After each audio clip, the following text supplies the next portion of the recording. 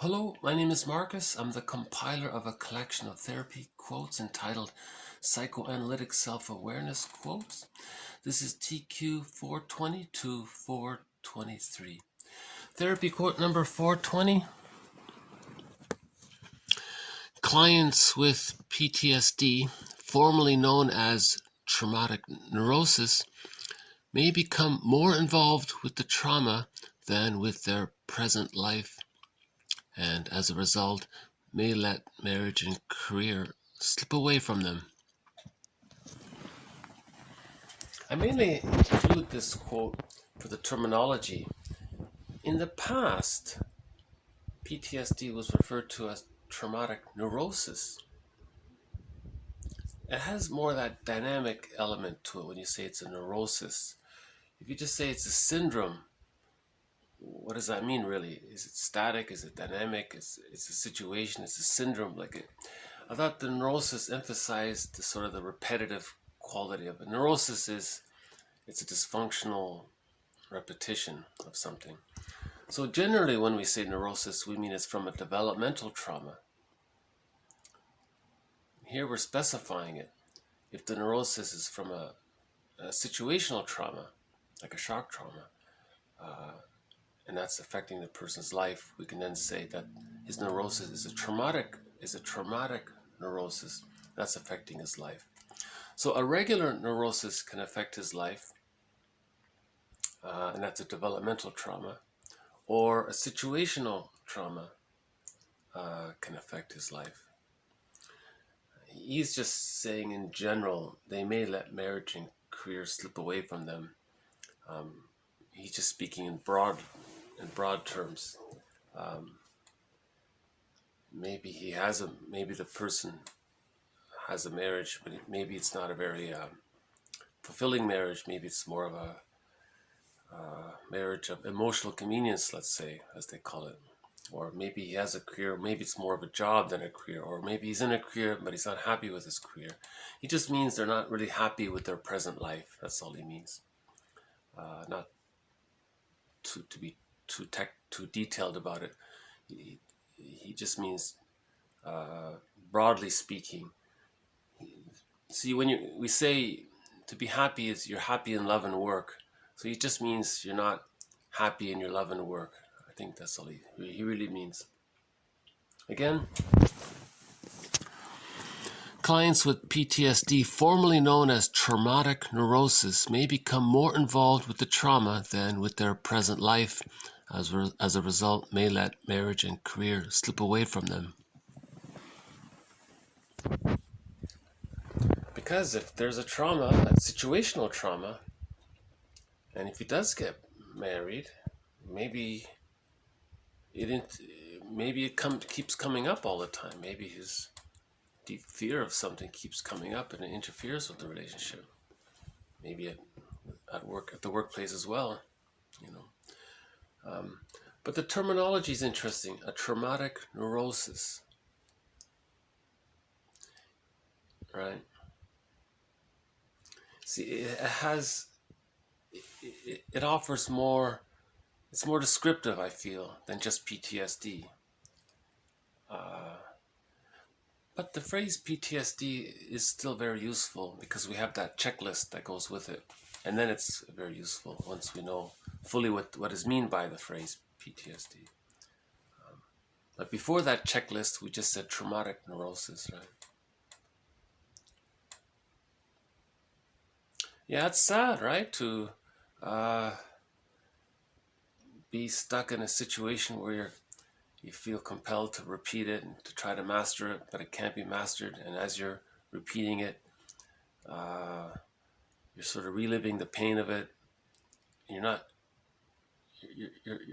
like feeling the pain of it so that you're healing it. You're just reliving it versus feeling it, right? Like you're not digesting it. You're just, I think it's called abreaction or something. You're reliving it, but you're not, and it's getting worse. So it's PTSD, it's stress on stress.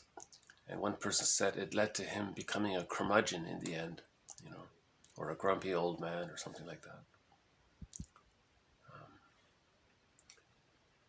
So developmental trauma usually takes place up until the age of 5 if a person doesn't get to go through the separation individuation process. And that can be hindered by a situational trauma, either in the womb or at birth, or during early childhood, from birth to 5. Or one variation that doesn't get talked about much is, what if the person doesn't have developmental trauma, and then later on he experiences a trauma? You see, so there's like a different issue there.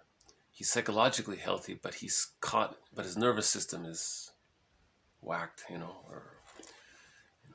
or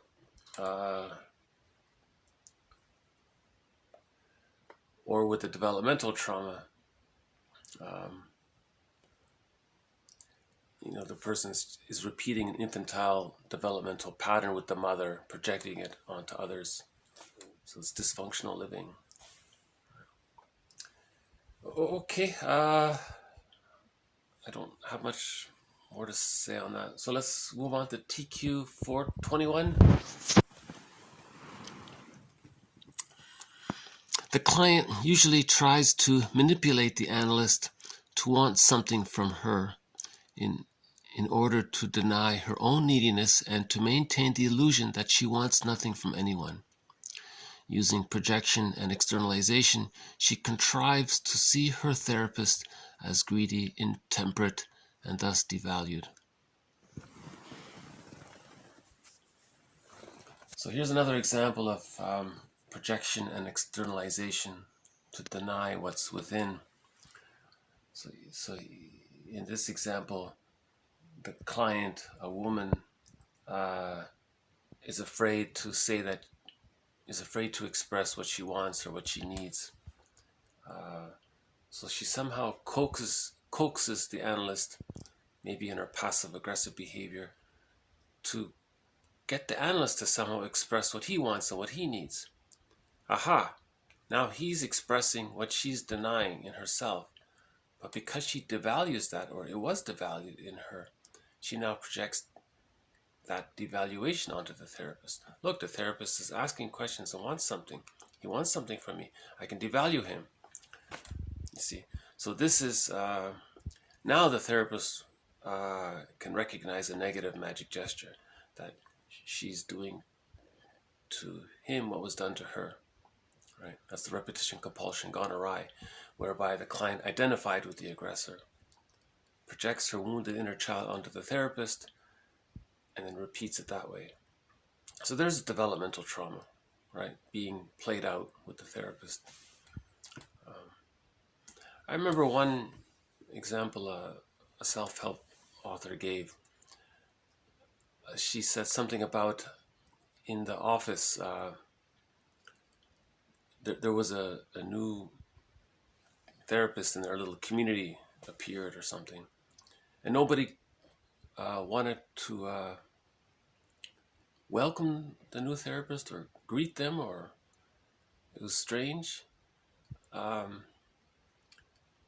So one of them blocked her path at the water cooler or something. They just didn't want her, forcing her to make the first statement, to make the first introduction. She's the newcomer. She should be, people should be approaching her to say, welcome, hello, do you need anything, can I help you? Let me show you.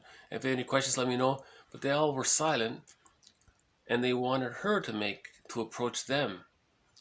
So the one lady blocked her path, forcing the newcomer to say, oh, hi there, my name is so-and-so, and then she devalued her. You see, because she introduced herself. But the first person doesn't want to give that, doesn't want to share that. You see, so there's an example of coaxing the other person to express what you deny in yourself, and then because you devalue it, or it's been devalued in yourself, you then do to others what was done to you, to communicate what was done to you. So that therapist then, that new therapist then had to become a therapist for that older therapist who was provoking the new therapist, something like that. It's convoluted, isn't it? Yeah. You wouldn't think that, you would think that even in the therapy community, everyone was healthy and happy and they'd be, functional. But even amongst themselves, there's little tips and things. Again, the client usually tries to manipulate the analyst to want something from her in order to deny her own neediness and to maintain the illusion that she wants nothing from anyone. Using projection and externalization, she contrives to see her therapist as greedy, intemperate, whatever, and thus devalued. So that's using passive-aggressive behavior to coax the other to express something, and then so-called gotcha. Right now, they're going to do to them what was done to them. The projector is going to do to the recipient, to the projectee. The projector is going to do to the other person what was done to them when they were a child. So that's the repetition compulsion of a developmental trauma. You see how things go awry. See how things are being repeated. Sometimes they're being repeated in reverse, and in some form they're being repeated. And notice the lady who was blocking the new therapist's path to the water cooler, she's not using words. Like, she's doing behavior. That's a childish thing, right? The adult thing would be to use words and make I statements. And, I don't know the full story. Maybe she had a good reputation and they felt threatened that she's going to take all their clients away. I don't know what the story was. Okay, 422.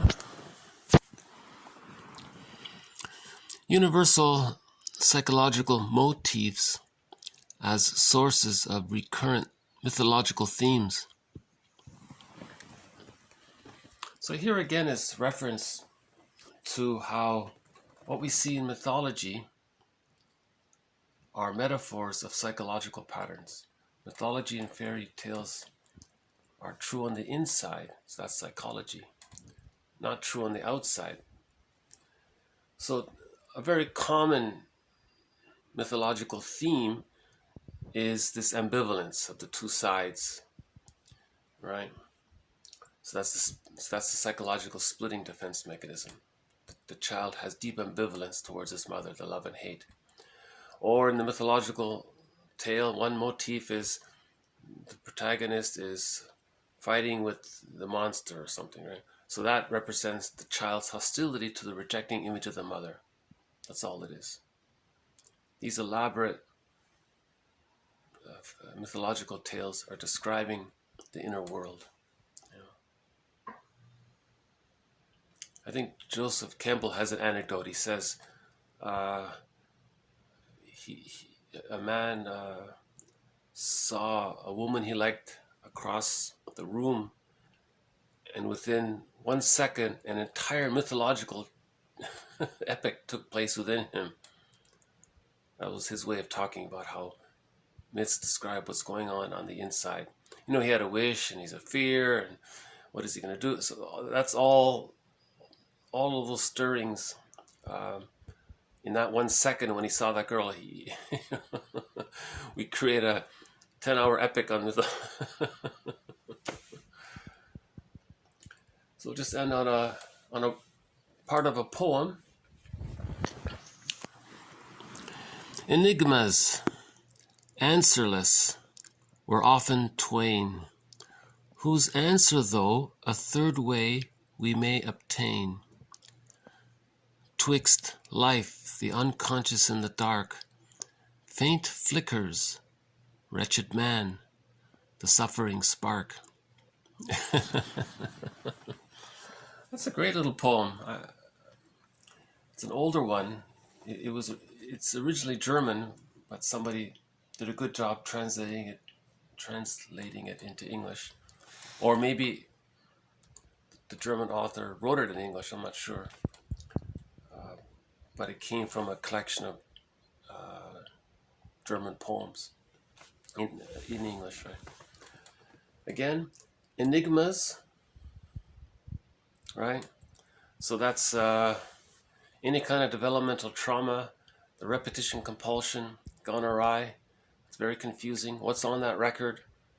Again, Bergler says every neurotic carries a record, one of those music long playing vinyl disc records, and every time he sees a record, he plays it.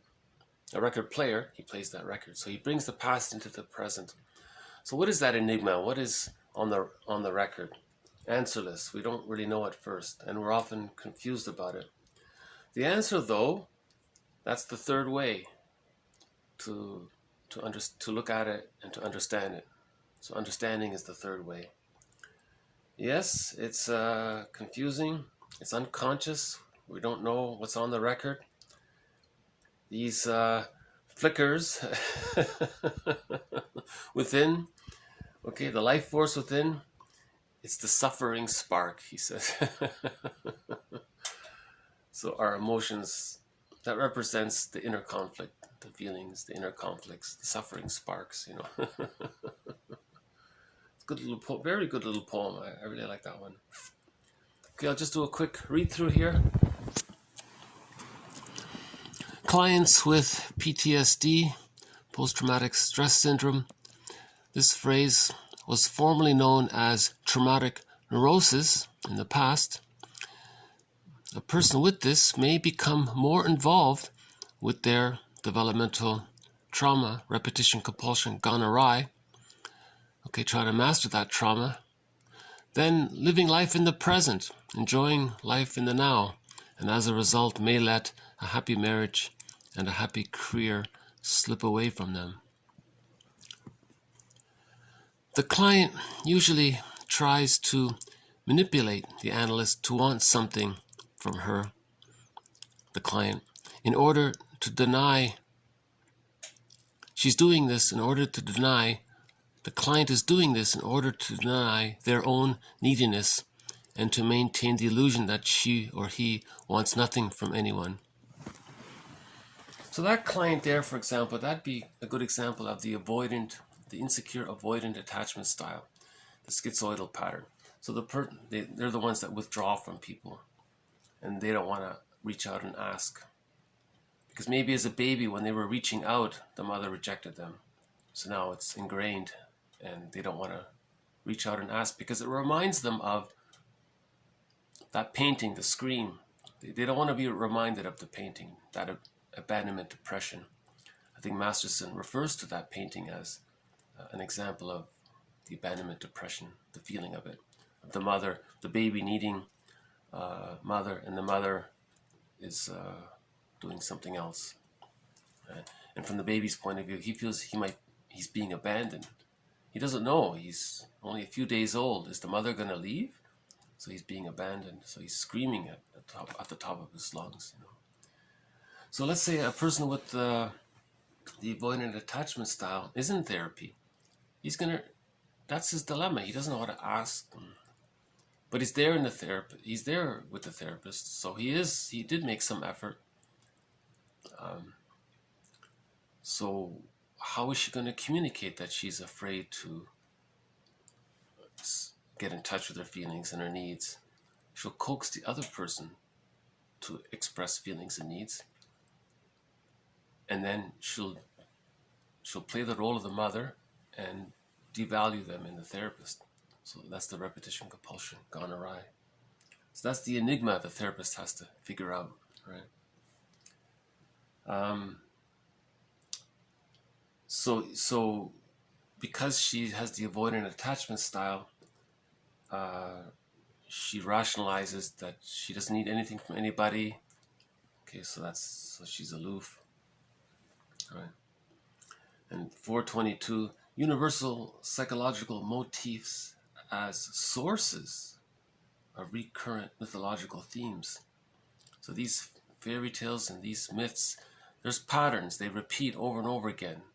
Many of these movies are basically the same, they're all the same. So that's a recurring motif, the hero's journey,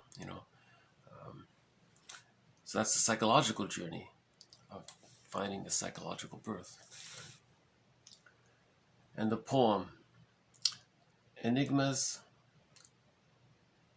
answerless, were often twain whose answer, though a third way we may obtain. The third way is interesting because in the splitting, you have the two, the love and the hate.